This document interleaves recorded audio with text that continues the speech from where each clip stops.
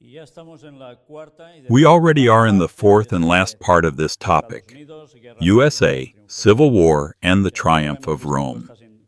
If we have seen some interesting things so far, now we are headed to the final blow-up. We start with the first of the news, September 17th.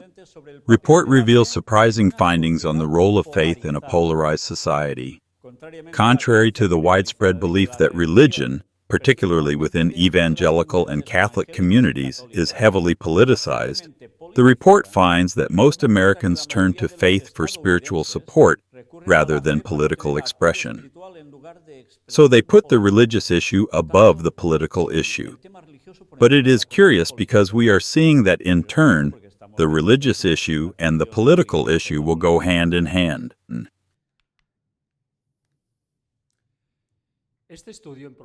This in-depth study draws on research of more than 6,000 Americans to paint a clear picture of faith in America in 2024, dispelling key misperceptions surrounding religious communities and highlighting the powerful role that religious leaders can play in overcoming divisions in the United States.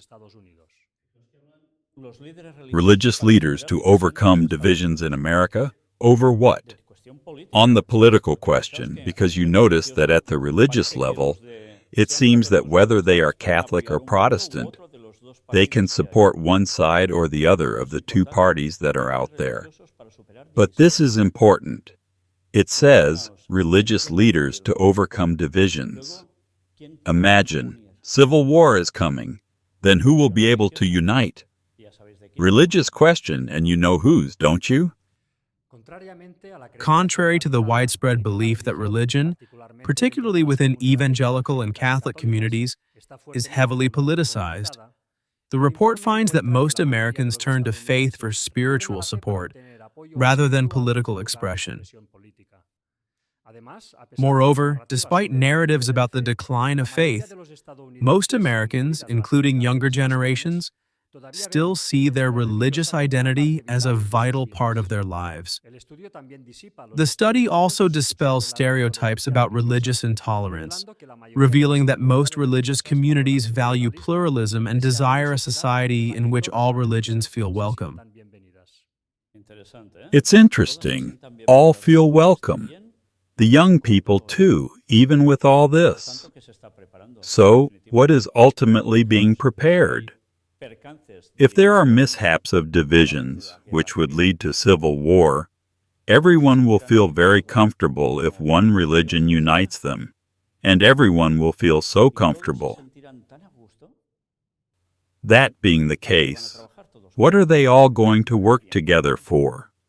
For the common good. Everything is coming together. Jason Mangone, executive director of More in Common US, said, "This report sheds light on the enormous potential of America's faith communities to heal divisions and foster a more united society. It is time we move beyond the misperceptions that have distorted the public narrative about faith in America and embrace the vital role that religious leaders can play in building bridges across divides." Among the report's key recommendations are calls for religious leaders to leverage their influence to reduce political polarization, promote dialogue, and challenge misconceptions that fuel division. By emphasizing shared values such as kindness, dignity, and respect for diversity, the report suggests that religious communities can be at the forefront of efforts to strengthen social cohesion.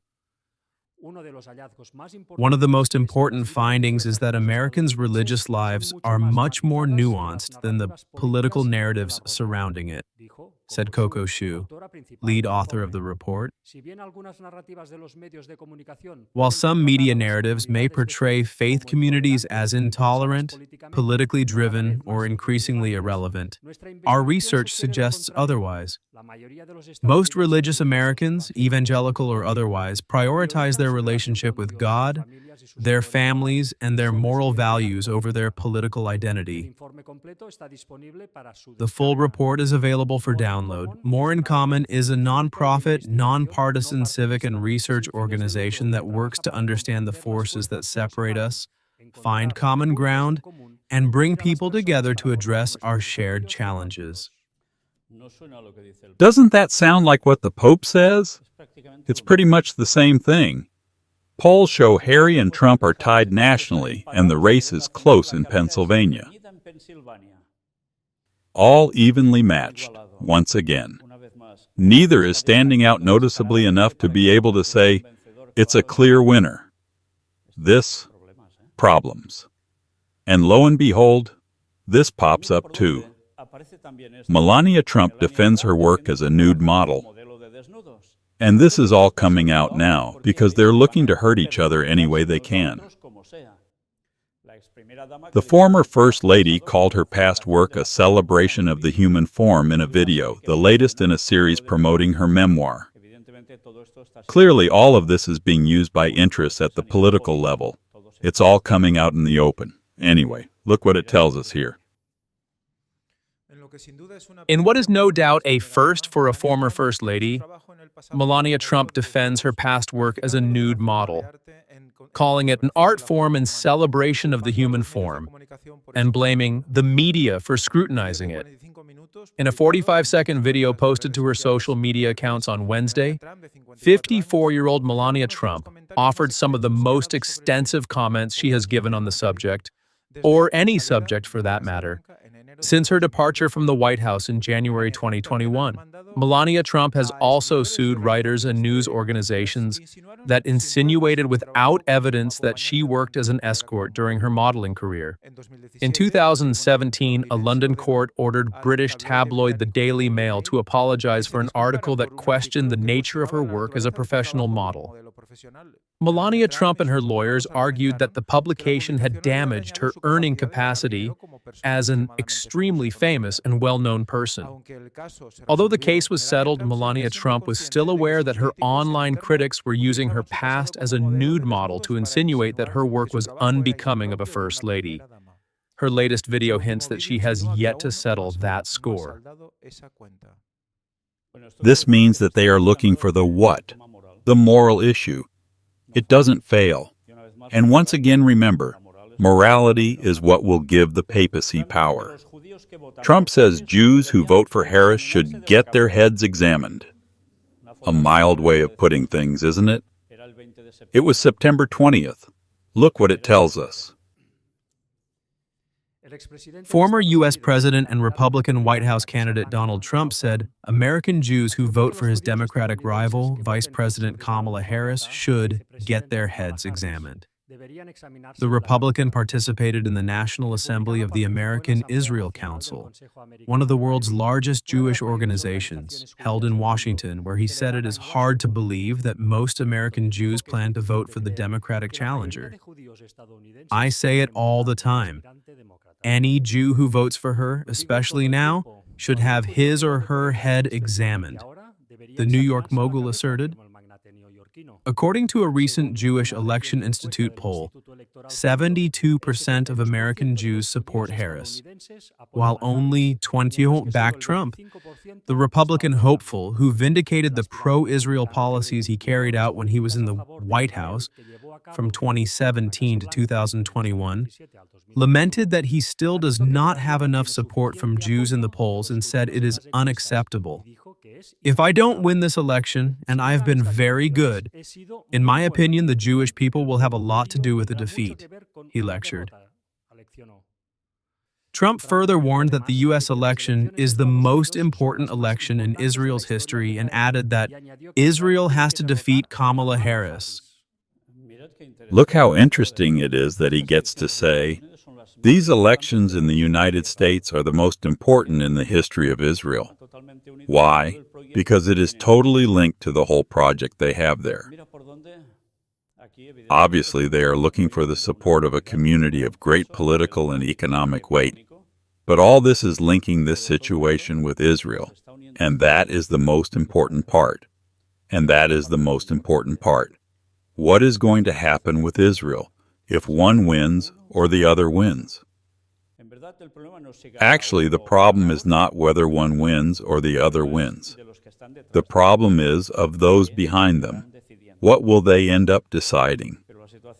But the situation is certainly complicated on all sides, because we realize that Trump, as he is saying, is the one who has been the most supportive of all Jewish interests. Remember all that we presented in conferences, how they practically called him the new Darius, the new Cyrus, and things like that, which are impressive. Well, there's a reason he's working in the United States for the people of Israel.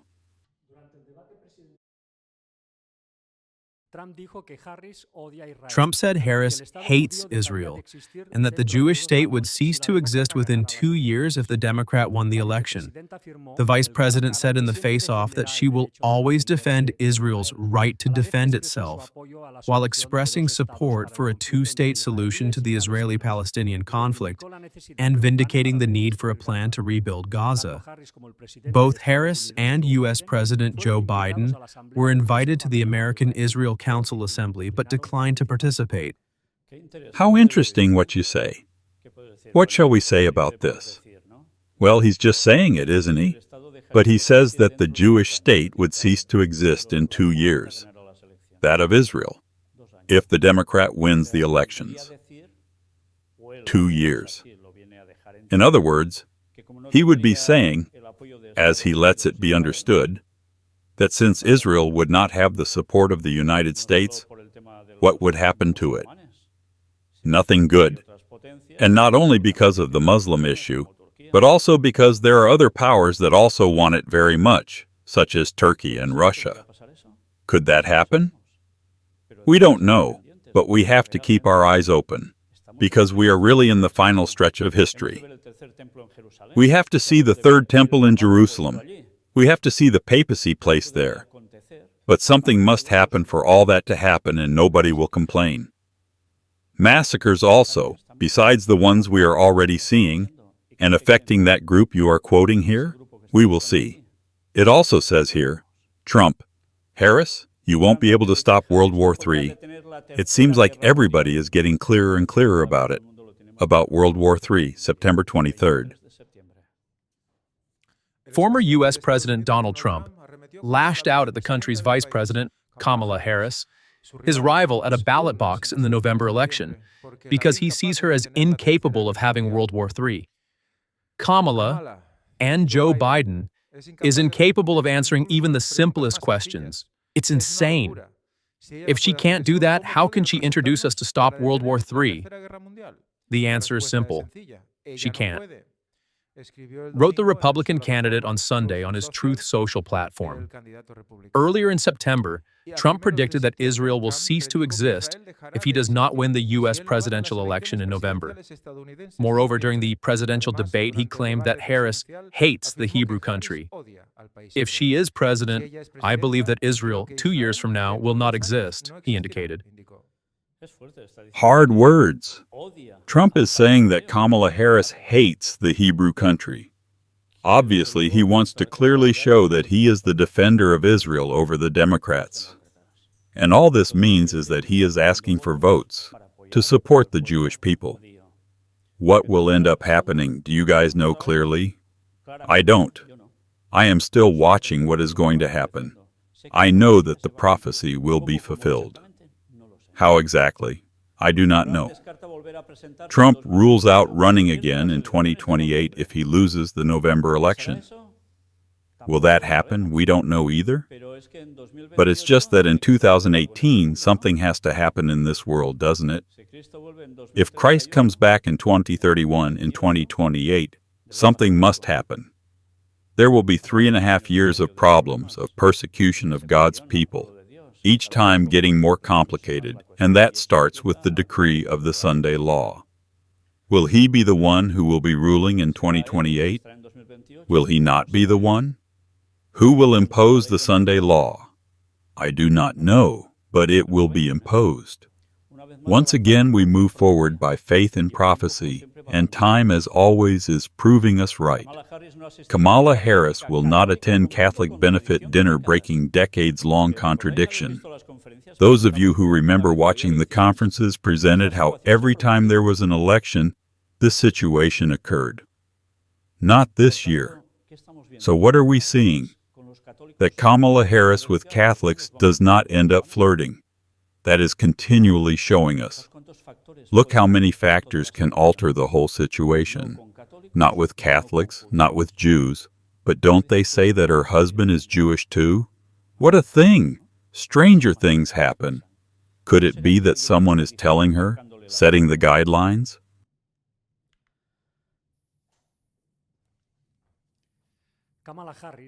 Kamala Harris, Vice President of the United States, is breaking with 4 decades of political tradition by not attending the A.I. Smith Dinner, a fundraising benefit organized by the Archdiocese of New York. The New York Post reported Saturday that Harris has decided not to attend the event. This is the first time a presidential candidate has turned down an invitation to the dinner since then. Democratic candidate Walter Mondale did so in 1984. New York Cardinal Timothy Dolan, who as Archbishop has hosted the dinner for the past several years, seated between the two candidates, responded to the decision by telling reporters that the Archdiocese is disappointed. Look what he went so far as to say, the Archdiocese is disappointed. Who are they disappointed with? The one who would attend Trump? Nope, with Harris. All these phrases are setting the tone. According to a video of the press conference posted online Monday by Dolan's podcast, The Good Newsroom, the Cardinal said the Archdiocese had been looking forward to giving the Vice President a rousing welcome.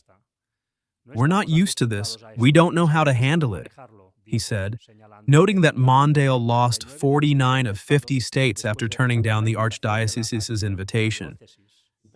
Impressive, huh? The tip he gives sounds like something else.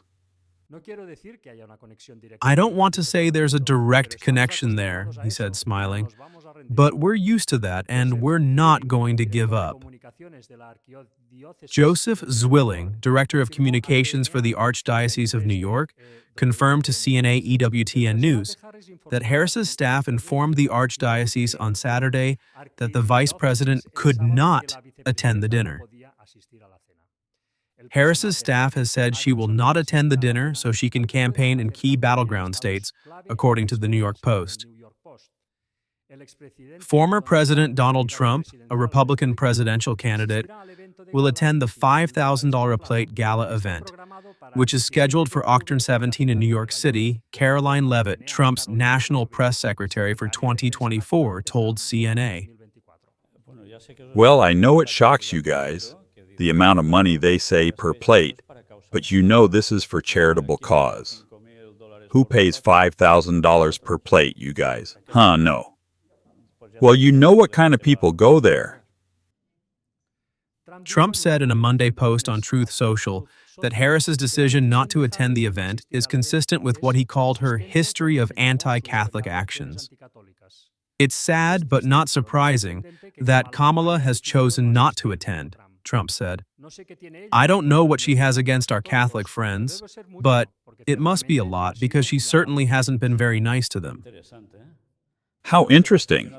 Trump is positioning himself totally on the Catholic side and is putting Harris on the complete opposite. Again, it's in someone's interest that this is happening like this, otherwise Kamala would have gone there. Do you notice how the puppet masters do their job very well, and people don't stop to analyze it? They just see two political leaders and that's it. What a pity, eh? But imagine if you didn't know the background of everything that's going on. Maybe we wouldn't stand all this up like the rest of the people either. Of course, the people without prophecy are dissipated. It is clear. Trump said Catholics are literally being persecuted by the Biden-Harris administration and that any Catholic who votes for Comrade Kamala Harris should have their head examined.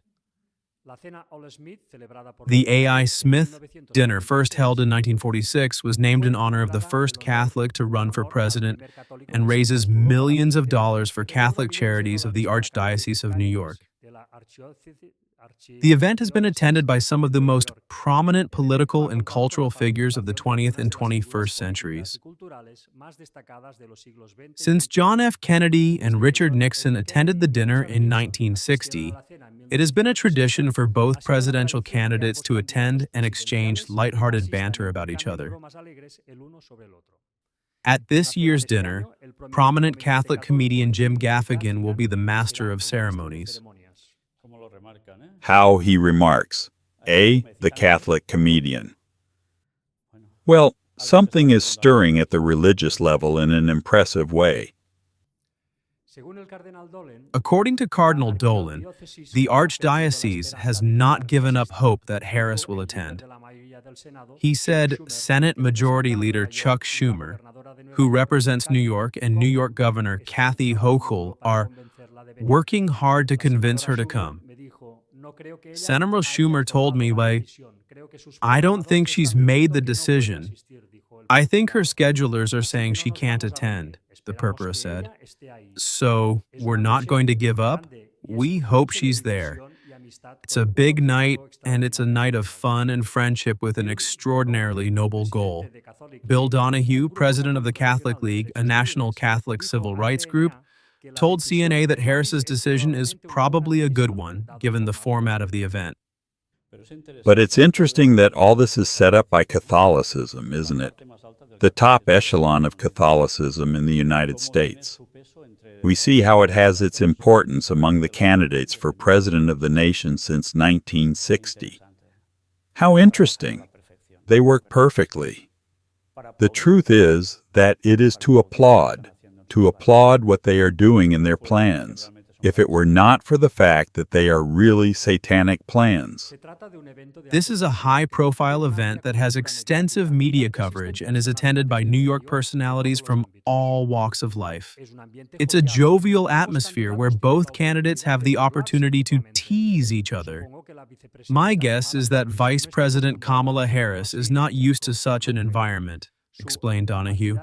Her below-average ability to think quickly surely must have been a factor in her deciding to pass. He said, the event would have played to Trump's strengths, he's a New Yorker, and her weaknesses. Big hits all over the place, telling her the worst. Some qualifications, huh? Well, I don't know her personally. This is what is going around in the media in Europe as well. I really don't know if she is as short as she is portrayed, but certainly this kind of expressions are leaving her on the floor. And we never take a position in favor of one or the other. We are always showing what is there, what is reported in the news, and what matters to us is how everything fits in with the prophecy. Bishop assures that the presence of Hispanics in the United States is a blessing for the Catholic Church. Good thing it's not you guys, right? It was September 25th when this news item appeared. As part of National Hispanic Heritage Month, a Mass was celebrated in Washington, the capital of the United States, during which the first U.S. bishop of Salvadoran origin affirmed that the presence of Hispanics or Latinos among us is a blessing for the Church and for the society. National Hispanic Heritage Month is celebrated from September 15th to October 15 in the United States, paying tribute to the culture, traditions, and contributions of many Americans who were born in a Spanish-speaking country. According to official data from 2023, this group represents approximately 19.5% of the total population living in the North American country. And now it is 2024. The percentage is increasing. During the Mass, Monsignor Evelio Menjivar Ayala, auxiliary bishop of the Archdiocese of Washington, noted that the bishops of the country recognize that the presidency of Hispanics has revitalized the life and mission of thousands of parishes in the American nation and of other Catholic institutions and organizations. The prelate stressed that although this impact has been more visible in recent decades, the Hispanic community has been present in these lands for more than 500 years and has embraced its vocation as joyful missionary disciples of the Church in the United States. Vocation as joyful missionary disciples of the Church in the United States. because they continue to consider it their mission to come and evangelize here. And what are they going to evangelize? If there is already Christianity here theoretically, isn't there? But of course, Protestantism is still not Catholicism and vice versa. That is why it is necessary to win people over with ecumenism, but above all to make Catholicism grow so that it has more weight. If until now the Catholic Church in the United States had problems, as is also happening in Europe, less and less parishioners, less support, and in the United States they are saving it, thanks to the immigration that is coming from Latin American countries. The bishops, he added, show their paternal solicitude to welcome, to embrace with joy the Hispanic Catholic faithful, and to empower them to carry out with responsibility their mission in the Church and in society. Do you know that the Jesuits, for example, have been responsible for encouraging so many people to come to this country from Honduras? They promoted the caravans. They don't do all this just because they are benefactors of humanity. They do it because they have an objective. Monsignor Menjivar Ayala also called on the communities to be sowers of peace, fostering friendship, solidarity, and union among ourselves and in the society in which we live. For this reason, he urged to leave behind all rivalry, envy, and prejudice, and to avoid conflicts among the members of the community so that it may be an example of unity, and goodness. The prelate concluded by asking to pray that society, and especially the Catholic Church, be a home for all, where we can experience the loving embrace of God who blesses all his children. Well, you see what they are accomplishing, eh?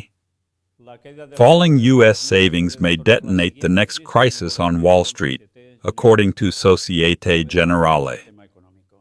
Once again, let's go to the economic issue. There is a crisis coming at the economic level. Something is moving. Ad is released denying that pro-life law in Georgia, United States, kills women. Notice once again, moral issues in the midst of a decisive moment for what is the final stretch of the history of the United States and of humanity. One of the nation's leading pro-life groups has launched a $500,000 digital and television advertising campaign to debunk the misinformation that Georgia's U.S. laws protecting unborn life killed 2 women. Susan B. Anthony Pro-Life America, the group behind the ad, said the 2 women, Amber Thurman and Candy Miller, were victims of reckless misinformation spread by Democrats about Georgia's pro-life laws. Candy and Amber should be alive. The left's scare tactics are deadly, the AD's narrator says, adding that Democrats' lies about abortion put women at risk. The 30-second ad, which will reach cable and broadcast markets in Atlanta, Augusta, Macon, and Savannah in Georgia, as well as targeted digital audiences, says that no Georgia law blocks life-saving care for women or treatment of complications after abortion. Miller, 41, and Thurman, 28, died of infection due to complications after taking the abortion pills mifepristone and misoprostol. The left-leaning media outlet ProPublica reported earlier this month that Georgia's laws protecting unborn life after 6 weeks caused medical providers to delay necessary life-saving care for Thurman. In Miller's case, ProPublica said she decided not to even visit a medical provider because of current pregnancy and abortion laws. However, several doctors, experts, and lawmakers have debunked this claim, pointing out that Georgia law explicitly allows exceptions for abortion in cases where the mother's life is in danger. This means that Miller and Thurman could have legally received the care they needed promptly. However, Democrats have continued to push the narrative that pro-life laws and former President Donald Trump are responsible for the deaths of Miller, Thurman, and many other women across the country. Democratic presidential candidate House Harris appeared on a televised appearance with Oprah Winfrey last week in which she spoke to Thurman's family and blamed Trump and Republicans for what she called a maternal health care crisis. Georgia is one of the swing states that will be crucial in deciding the outcome of this year's presidential election. Both Trump and Harris have been spending significant amounts of time and money making their case to Georgians. The latest 538 poll shows support for both candidates within the margin of error, with Trump just 0.9 percentage points ahead of Harris, 48.3% versus 47.4%. Harris has largely focused her pitch to Georgia voters on expanding access to abortion in the state and across the country.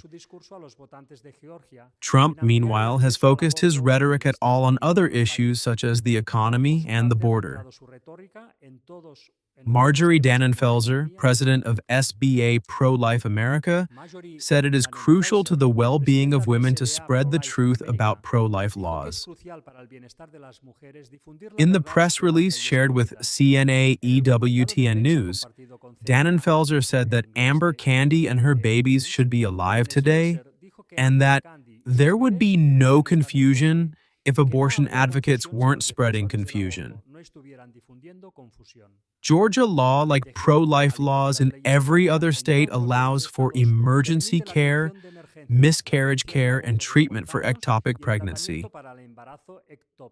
The laws do not criminalize women who have abortions and use plain, commonly accepted legal language, she said. Democrats are putting countless lives at risk, and we will relentlessly denounce them. You see how the picture is, eh? And to what extent these things are determinant for votes. And how some lie, how others lie, how all the time it's a game of give and take. It looks like ping pong. Elon Musk says Harris will plunge America into a nightmare. It was September 30th. The entrepreneur believes that by granting U.S. citizenship to illegal migrants in swing states, the Biden administration seeks to turn America into a one-party state. Therefore, if there is only one party, there is no longer democracy. Former U.S. Secretary of State criticized for calling to eliminate free speech amendment. September 30th. The issue of censorship in the West came to the forefront in light of recent statements by former U.S. Secretary of State John Kerry, who generated controversy after speaking on a panel at the World Economic Forum, where he pointed to the need to repeal the First Amendment to the U.S. Constitution that guarantees freedom of speech in the United States. We analyzed the issue with Chema Sanchez, journalist and member of the network of intellectuals and artists in defense of humanity. Do you realize what he's saying? The First Amendment of the U.S. Constitution, which guarantees freedom of expression in the United States, what has to happen to it? It has to disappear. That, gentlemen, is to do away with the Constitution of the United States. This is what Ellen White said would happen. We are with the final prophecy before us. Trump's drastic solution to end crime sparks criticism on social networks. It looks like the purge. I don't know what name they gave this movie here in the United States, but it was about eliminating people. On a certain day, starting at a certain time, they gave freedom so that enemies of things that others embraced could be purged. Well, look what it says. The former President of the United States has raised authorizing a very violent day so that the police can restore order. It was September 30th. Former U.S. President Donald Trump has once again caused controversy after claiming that the solution to ending violence in his country would be to authorize a very violent day for police forces to restore order, according to several British media reports. The comment has sparked criticism on social networks, where internet users have compared the proposal with the horror film known as The Purge. The also candidate for the presidential elections next November 5 has made these statements during a rally held in the city of Erie, Pennsylvania. Trump even went so far as to propose the idea of establishing a really tough hour, in which restrictions for police officers would be reduced and claimed that with the implementation of this measure, violence would be curbed immediately. However, the former president did not elaborate on the matter. Reactions to Trump's statements were not long in coming. In fact, several users on social networks compared his proposal to the plot of The Purge, a movie in which crimes become legal for one night. "He's simply describing the premise of The Purge," commented the netizen. "Who let him watch The Purge?" commented another user. The former U.S. president made such statements after claiming that crime is on the rise in Erie, the city where the rally was being held. In addition, he accused migrants of being to blame for this alleged increase in crime and even stated that the liberal left wants to prevent police forces from intervening when shoplifting occurs. Well, what does it make you think? There will come a time when something is going to be decree, and it is prophecy. At a certain moment, yes, there will be a Sunday law, there will be problems, there will be sanctions, there will be fines, there will be jails, but there will come a moment when it will be decreed what? Death penalty. Freedom for everybody to annihilate those who do not agree. Because they bring problems, they will say that they bring the divine curse. Do you see that he is not talking about these things? It is tremendous, eh? Do we realize how everything is being prepared so that in the end everything will happen? Things never normally happen all of a sudden. Everything changes and that's it. No. It is worked out little by little and people assimilate it as something natural. And why not? Besides, in this case, Hollywood is also promoting things, isn't it? But that's not all. Elon Musk gets on stage with Trump and recreates his fight from the day of his attack. And jumping, did you see it too, I guess? No, you didn't see it. There's a problem here. How can I see something from the U.S. from over there, and you guys here can't? The truth is that it's a big problem, huh? Because it means that the media is failing a lot, unless it's that you don't watch any media. And I doubt it. Because knowing the prophecy, surely you are watching it. Well, this is serious. This is very serious. The tycoon spread the hoax that if Harris wins, the Democrats will ban the right to vote. In other words, democracy would end. Earlier we saw that there was a call for something to disappear from the Constitution as well. And if something disappears from the Constitution really disappears, because this is what will end up happening. Well, so far with the news. You know, there is some other news that I have already obtained that I have not been able to incorporate here, but we are going to present it, God willing, the next time we come to the United States, which is supposed to be in Las Vegas, and there you will see once again that in a few days, things continue to happen that confirm the prophetic fulfillment. But in the meantime, we are going to finish now with what is left of that chapter of the great controversy, which you can see that it seems to be written well, in our days. Let us continue reading. In Scotland, as in England, a greater regard for Sunday was secured by uniting with it a portion of the ancient Sabbath, but the time required to be kept holy varied. An edict from the King of Scotland declared that Saturday from 12 at noon ought to be accounted holy, and that no man from that time till Monday morning should engage in worldly business. But notwithstanding all the efforts to establish Sunday sacredness, Papists themselves publicly confessed the divine authority of the Sabbath and the human origin of the institution by which it had been supplanted. In the 16th century, a papal council plainly declared, "Let all Christians remember that the seventh day was consecrated by God, and hath been received and observed, not only by the Jews, but by all others who pretend to worship God, though we Christians have changed their Sabbath into the Lord's Day." After these statements, it is to say, turn off and let's go now, isn't it? Well, no, let's continue. Those who were tampering with the divine law were not ignorant of the character of their work. They were deliberately setting themselves above God. A striking illustration of Rome's policy toward those who disagree with her was given in the long and bloody persecution of the Waldenses, some of whom were observers of the Sabbath. Yes, not all of them, eh?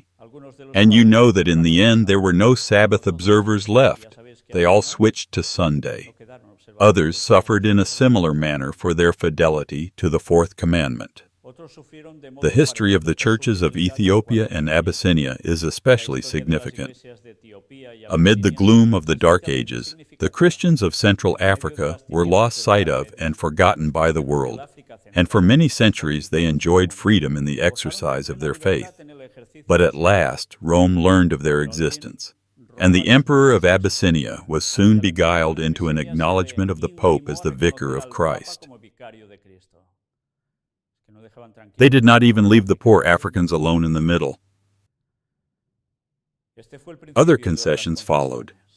An edict was issued forbidding the observance of the Sabbath under the severest penalties. But papal tyranny soon became a yoke so galling that the Abyssinians determined to break it from their necks. After a terrible struggle, the Romanists were banished from their dominions, and the ancient faith was restored. The churches rejoiced in their freedom, and they never forgot the lesson they had learned concerning the deception, the fanaticism, and the despotic power of Rome. Within their solitary realm, they were content to remain, unknown to the rest of Christendom. The churches of Africa held the Sabbath as it was held by the papal church before her complete apostasy. While they kept the seventh day in obedience to the commandment of God, they abstained from labor on the Sunday in conformity to the custom of the church. Do you see the process? Upon obtaining supreme power, Rome had trampled upon the Sabbath of God to exalt her own. But the churches of Africa, hidden for nearly 1,000 years, did not share in this apostasy. When brought under the sway of Rome, they were forced to set aside the true and exalt the false Sabbath. But no sooner had they regained their independence than they returned to obedience to the fourth commandment. And all this is history. These records of the past clearly reveal the enmity of Rome toward the true Sabbath and its defenders, and the means which she employs to honor the institution of her creating. The Word of God teaches that these scenes are to be repeated as Roman Catholics and Protestants shall unite for the exaltation of the Sunday. Do you realize how there is a repetition of history? Do you realize why God's people must know history and prophecy? Because it is coming upon us all over again, the same thing. The prophecy of Revelation 13 declares that the power represented by the beast with lamb-like horns shall cause the earth and them which dwell therein to worship the papacy. They are symbolized by the beast like unto a leopard. The beast with 2 horns is also to say, to them that dwell on the earth, that they should make an image to the beast. And, furthermore, it is to command all, both small and great, rich and poor, free and bond, to receive the mark of the beast. Revelation 13:11-16. It has been shown that the United States is the power represented by the beast with lamb-like horns, and that this prophecy will be fulfilled when the United States shall enforce Sunday observance, which Rome claims as the special acknowledgment of her supremacy. But in this homage to the papacy, the United States will not be alone. The influence of Rome in the countries that once acknowledged her dominion is still far from being destroyed. That goes for Europe too, evidently. And prophecy foretells a restoration of her power. Do you understand why in Europe the extreme right wing is on the rise?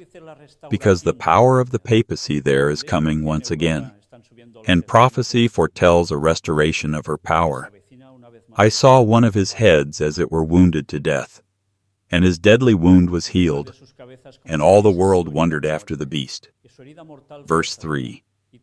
The infliction of the deadly wound points to the downfall of the papacy in 1798. After this, says the prophet, his deadly wound was healed, and all the world wondered after the beast. Paul states plainly that the man of sin will continue until the second advent. 2 Thessalonians 2:3-8.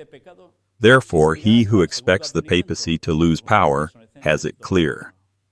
You know, years ago talking with Jehovah's Witnesses when you told them the papacy will have power until the end, especially much more than now in those times and a few years ago.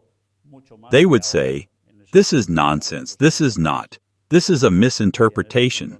This is not going to be like this." And we are seeing the papal power rising more and more, aren't we? Well, it seems that they don't know or don't want to know. But the truth is what it is. Look at the importance of knowing prophecy well and interpreting it correctly. To the very close of time he will carry forward the work of deception.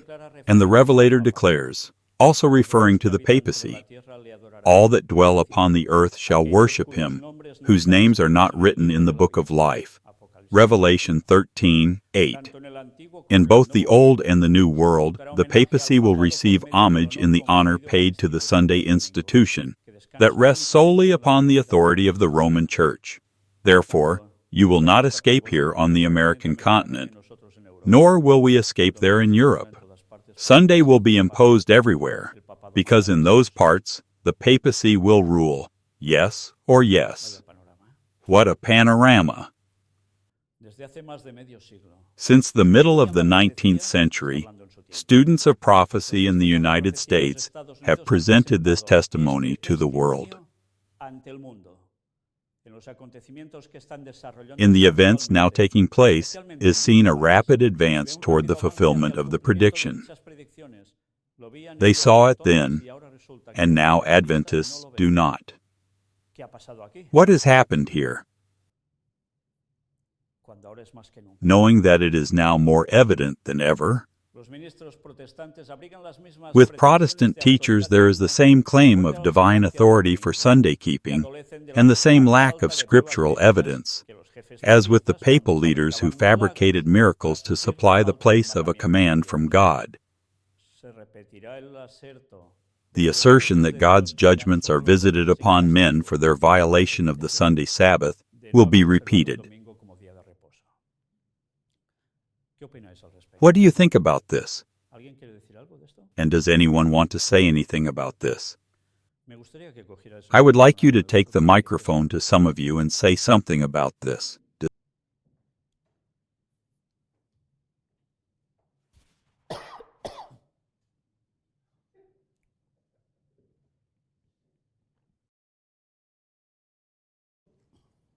Does anybody in the audience want to say anything about it?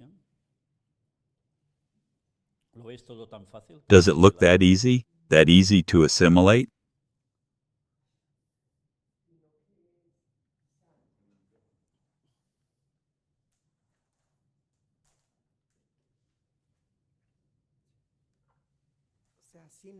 No, it is not that easy.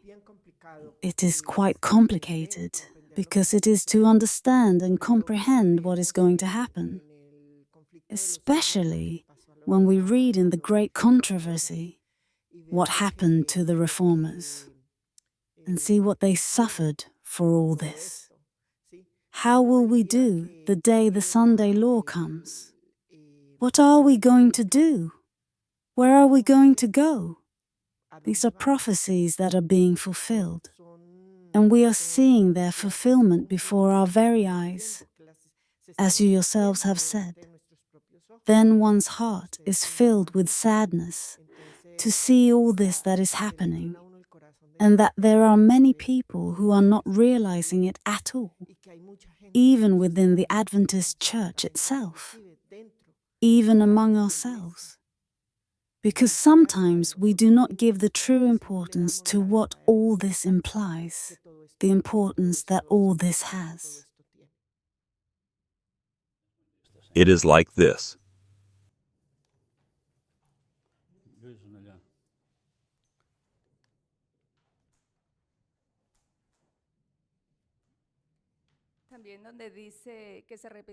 Also, where it says that the assertion that God's judgments are visited upon men for their violation of the Sunday Sabbath will be repeated. It is a repetition of what happened to the Waldenses, and also to the people that, as we read before, if they did anything on Sunday, a misfortune happened to them, and then that was punishment.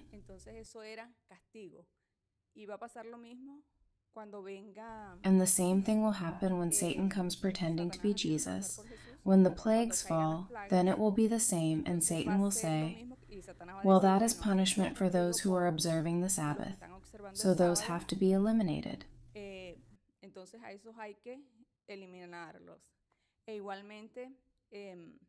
Likewise, there will be imposed, as Trump said, a day of freedom to kill, practically.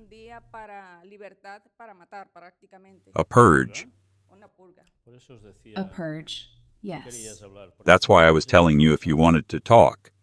Because when we see these things, we clearly notice how everything is being prepared in front of us.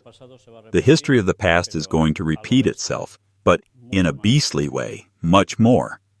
Of course, these are things to think about, and a lot.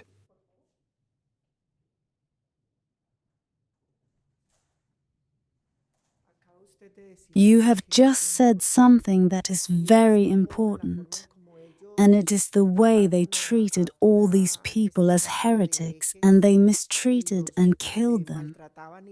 Then one thinks how it will be today, how they will be mistreated, how they will attack us, or how they will kill those who will be alive at that time. Because today there are much more sophisticated things than back then, and we know that things were cruel. Because the fact of skinning someone alive is no small thing. How will it be in this time, when things are much more powerful than they were then? There is more knowledge. I do not know how the persecution will be. I do not know how the punishments will be. I do not know how all that will be. But it must be terrible for all those who will go through or will go through that situation.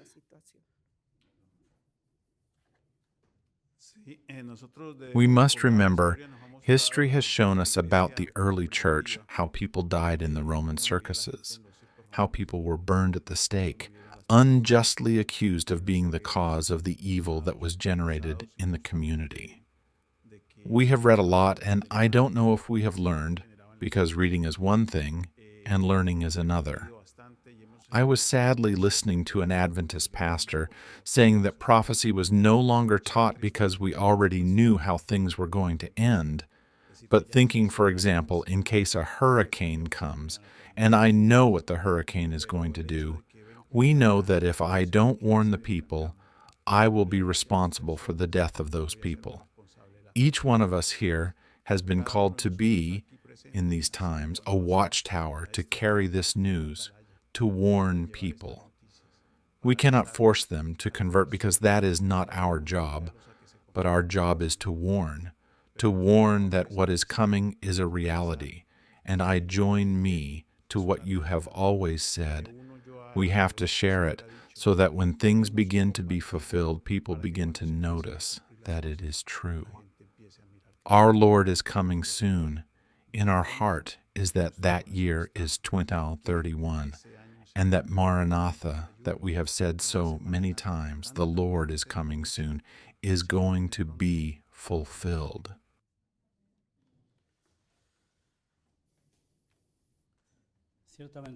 Certainly we do not know how the persecution is going to be.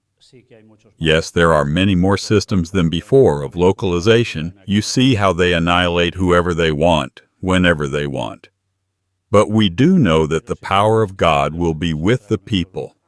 And it is true that before there will be martyrs, Christians will die. But when the decree of death given by Satan and the Pope of the time comes out, then the people of God will no longer die. They will want, and they will not be able to kill them, because it will be the year of the final plagues.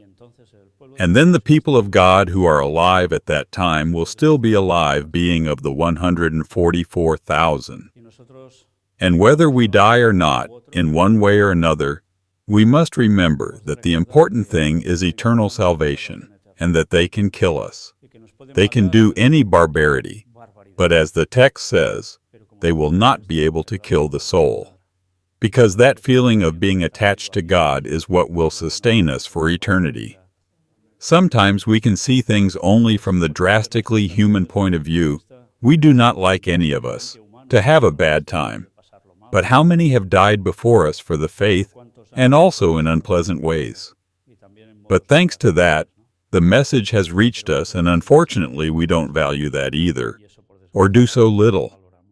And when it is time that the churches should be giving this wake-up call, just now you are seeing how precisely certain chapters of the great controversy disappear from the books. Yes, the work of distributing the book of the great controversy is done, but without the parts that the world really needs to know. Why? Because those at the top are doing their job badly, because they are sold out to Rome, and so many are already doing well with it that way. Others do not, but the problem is that they do not take a firm stand.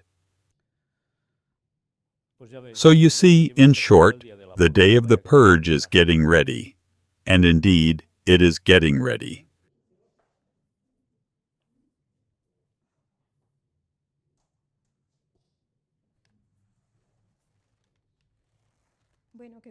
Well, as Sister White says in her writings, that what happened was a pale reflection of what will happen. So we have no idea of what may happen.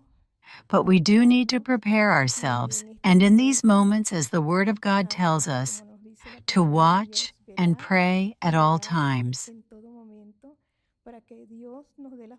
so that God will give us the strength to stand firm when those moments come.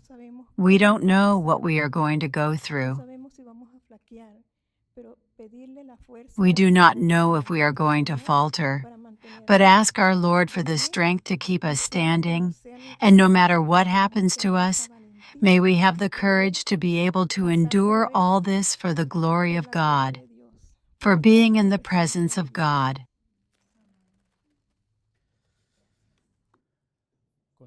Continuing with the reading. Yes? Well, we will continue a little bit later. What we are talking about here also goes along with what it says in Revelation 11, verses 7 to 12. It says, "And when they shall have finished their testimony, the beast that ascendeth out of the bottomless pit shall make war against them, and shall overcome them, and kill them. And their dead bodies shall lie in the street of the great city, which spiritually is called Sodom and Egypt, where also our Lord was crucified. And they of the people and kindreds and tongues and nations shall see their dead bodies 3 days and a half, and shall not suffer their dead bodies to be put in graves. And they that dwell upon the earth shall rejoice over them, and make merry, and shall send gifts one to another. Because these 2 prophets tormented them that dwelt on the earth. And after 3 days and a half, the Spirit of life from God entered into them, and they stood upon their feet. And great fear fell upon them which saw them. And they heard a great voice from heaven saying unto them, Come up hither. And that is the voice of Christ. That is the reward of the saints. I was also saying, how is it possible that, as it says here, they will rejoice and send gifts to each other? And recently, watching a Jewish channel about this thing that happened about the assassination of the leader of Hezbollah, that person mentioned in that channel that they have a custom that when they kill an enemy, they send gifts to each other. So all this leads me to say, wow. In other words, everything that is written has its total fulfillment, and we are reaching that end time, aren't we? May God give us all strength to continue with the work and also to stand when Christ comes. That is also going to happen with the Old and New Testament. And just as the French Revolution did precisely what is described here, and we will see if there is a double interpretation. But of course, you see how it was. We repeat the phrase again. The assertion that God's judgments are visited upon men for their violation of the Sunday Sabbath will be repeated. You know, when there was the famous Sumatra tsunami some years ago, precisely this was alleged, that because of the corruption that was being allowed there was this divine punishment. Because people were not doing the right thing. They did not say that it was intentionally provoked. That was not talked about. Only certain people talked about it, even people from Malaysia itself. But this is what is going to be said. When there is such an exaggerated, such a strong, such a powerful catastrophe, sometimes someone is blamed. And you know everything you expect in the plagues, don't you? And the pre-plagues, everything before the 7 final plagues come, it will not be a small thing. There will be many deaths for many reasons. Someone will be singled out to pay the price. Already it is beginning to be urged. And a movement to enforce Sunday observance is fast gaining ground.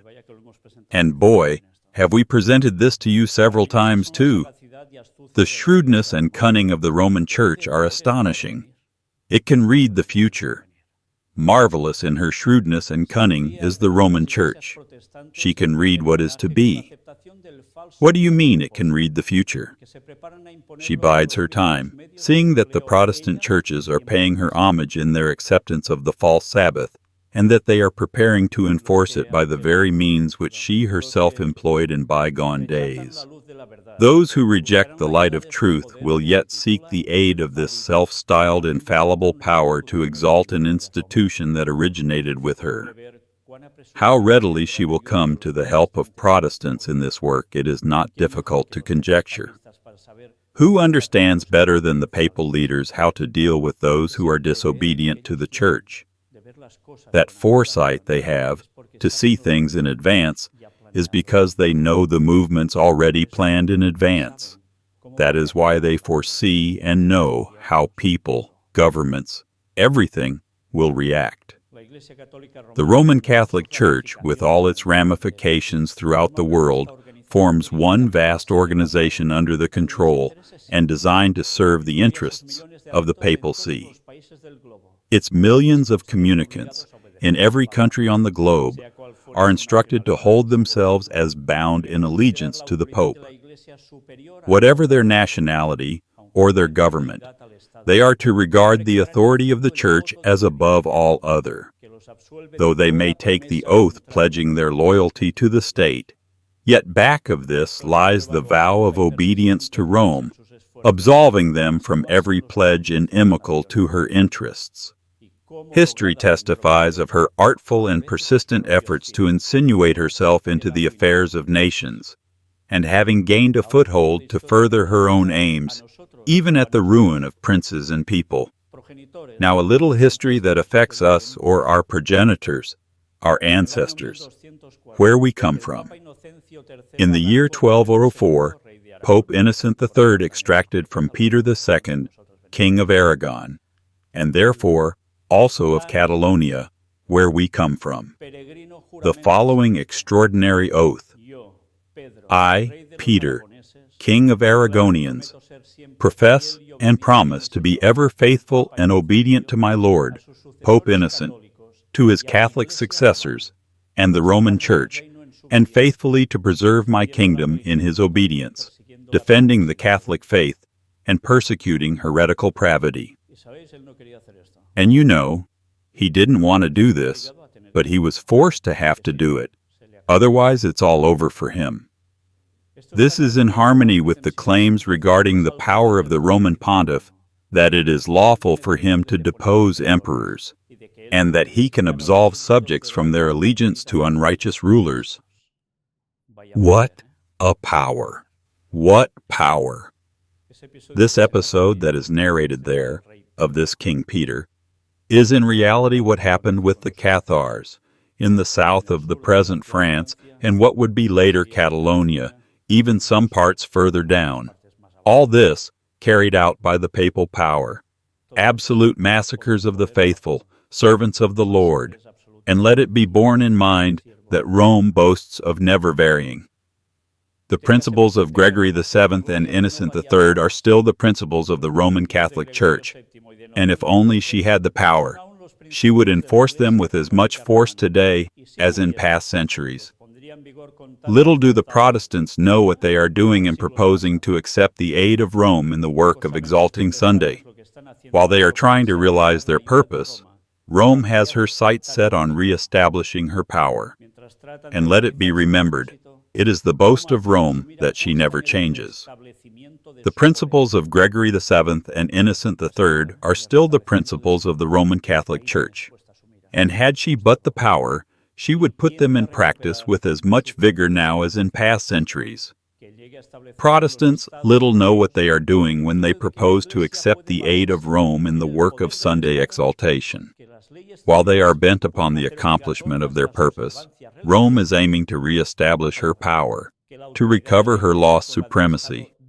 Almost nothing, eh? On the re-establishment of her power. That's where she has her sights set. But that is not all. Let the principle once be established in the United States that the Church may employ or control the power of the state, that religious observances may be enforced by secular laws. In short, that the authority of Church and state is to dominate the conscience, and the triumph of Rome in this country is assured. And we are about to see this. But to do this, they have to get the Constitution of the United States blown up. God's word has given warning of the impending danger. Let this be unheeded, and the Protestant world will learn what the purposes of Rome really are, only when it is too late to escape the snare. She is silently growing into power. Her doctrines are exerting their influence in legislative halls, in the churches, and in the hearts of men. She is piling up her lofty and massive structures in the secret recesses of which her former persecutions will be repeated. Places for what? For torture. Stealthily and unsuspectedly, she is strengthening her forces to further her own ends when the time shall come for her to strike. All that she desires is vantage ground, and this is already being given her. We shall soon see and shall feel what the purpose of the Roman element is. Whoever shall believe and obey the word of God will thereby incur reproach and persecution. And this is what is coming. That is why civil war in the United States, because they will blow up the Constitution, and they will be able to impose the mark of the beast. The papacy will have triumphed here in the United States, and so it will control with its new absolute power the world through the civil powers. We are seeing it in the news. It's not inventions. It's not trying to square things by forcing them in. What we are showing in those news, one after the other, has to do with the events that will end up happening after all this, if it will happen. And if there are 7 years left until the return of Christ in 2031, do you think that's a long way off? We are very close to it all. We end here this installment of lectures, where we have shown that the United States will have a serious problem. The papacy will win here. It will have achieved its goal. And in Europe, don't think we are going to have such a good time. But there will be another installment of this series of lectures, God willing. Because when all of this happens like this, there's going to be one more part that a lot of people don't have in mind. And it's something that's going to happen that a lot of people are going to experience, and it's going to make people concede all their mental, religious power, their subordinate person, to the power of the papacy. You know in what? Or with what? Well, that is what we will see in the next conference. And what a conferences! Because we will return to the great controversy, which is going to tell us by prophecy what is about to happen after that civil war. And the time is very near. May the Lord help us, and let us begin to warn people of everything, even if we are labeled as crazy. But we have evidence to show how everything points to the prophecy being fulfilled. And the Bible never fails. And the spirit of prophecy manifested in Ellen White never fails either. Thank God. Let us go forward by faith, and God will do the work that we alone cannot do. May the Holy Spirit help us. God bless you. Maranatha 2031.